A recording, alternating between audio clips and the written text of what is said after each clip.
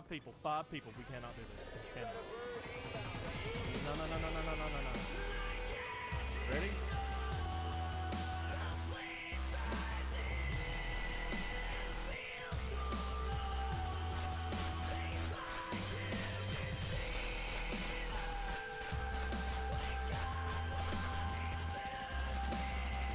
Hey, this is Reddy coming at you with another Darkzone PvP tutorial. So what I have here is me going against another guy that is a pretty decent PvPer in my opinion.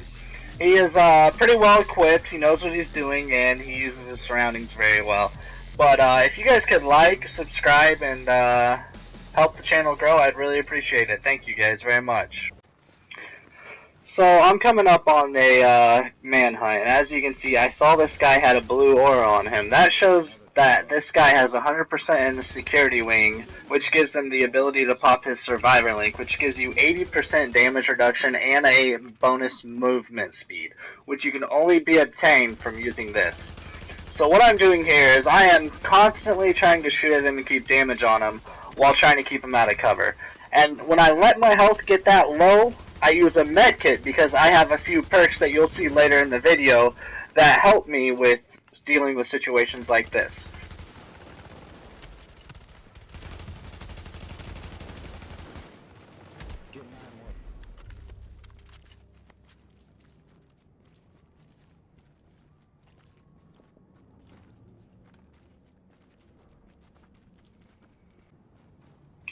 So right here I come in and this is where rogues have a little bit better opportunity than people trying to stop rogues, and that's they get the first shot.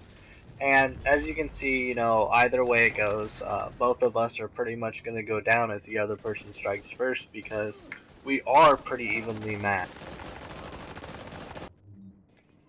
What I'm doing here is, you can see I'm switching over my pulse to a scrambler, so he can't pulse me, but I can still pulse him, just in case someone is trying to do that to me. It helps out by them not allowing to get that critical hit chance that you get still. It's not as much, but it still is a critical hit chance. So what happens right here is this guy goes rogue, attacking the same instigator that's been going on for a while, and I start attacking him, and then I realize there's no real reason for me to do that. I understand why he attacked him, and what's gonna happen is Blunts will kill him, and I mean, I saw it coming. I didn't expect him to be able to take him by himself, but I wasn't going to interfere because it still is a pride factor, and I understand that completely. So what's going on here is Blunts is trying to provoke the other guy, and it's not going to happen. So Blunts decides that he'll wait up and wait for the other guy to get in line to where he can shoot him down instantly. There was nothing I could do to save him, but I tried anyways. So right here, as you can see, we're going back and forth, and I popped my heal even though I had about half health or so. Because if you look, it gives me an overheal, and I use that to keep my health way up.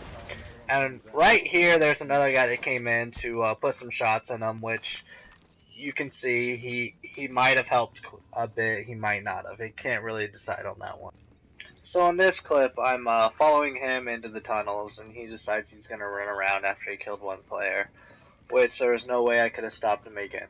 But anyways, as you can see, I'm following him, and I look and stop for a second for the fact that I'm making sure he's not planted at the bottom of the stairs, just in case I'm running into almost like an ambush situation.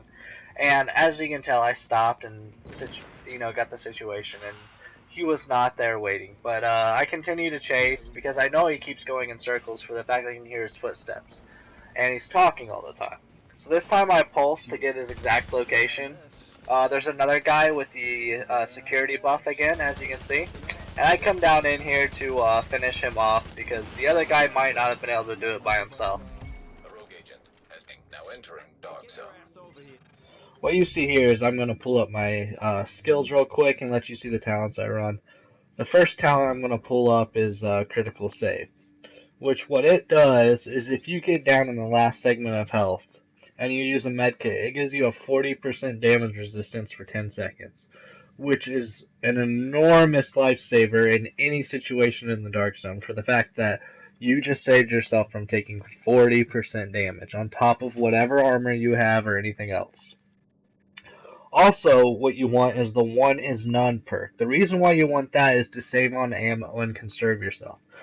Using one is none, it gives you a 50% chance to keep a bullet in your magazine when you do a headshot.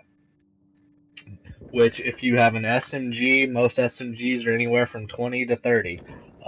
Mainly people are using the Vectors right now, which have 20 round mags. Of course, you put an extended clip on it and, increase that a little bit, but either way, it gives you a chance to keep all that ammo that is so necessary if you are going rogue or if you are killing rogues. Another talent you're going to want is the top right hand corner, which is on the move. Basically what happens is if you kill someone while you are out of cover and moving, you will get a 30% damage reduction for 10 seconds also.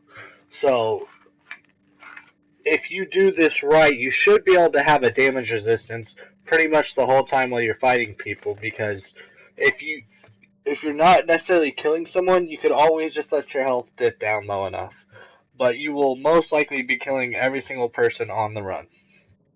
Another one you'll see me using is the second row in the tech on the right hand side, which is 30% chance to cause any of the electricity, grenades, or have it be the zapper turret, will have a chance to do an AoE within 10 meters.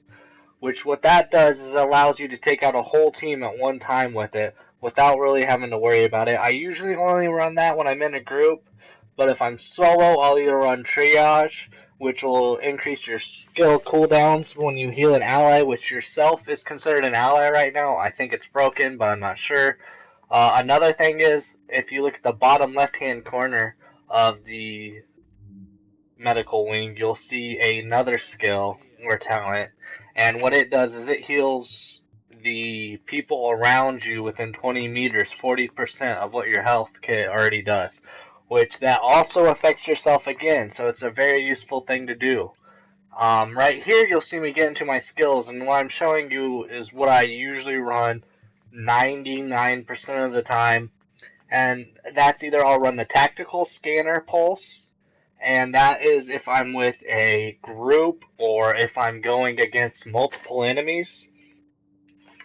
If I'm by myself and there's only one other target to go against, I will run the Scrambler, and the main reason for the Scrambler is because if you run it, they cannot pulse you, so there is no critical chance against you happening. But you still get a small amount of critical chance and critical bonus damage to them. If you like this video, please like, subscribe, comment. I read them all. Thank you very much, and Already's out.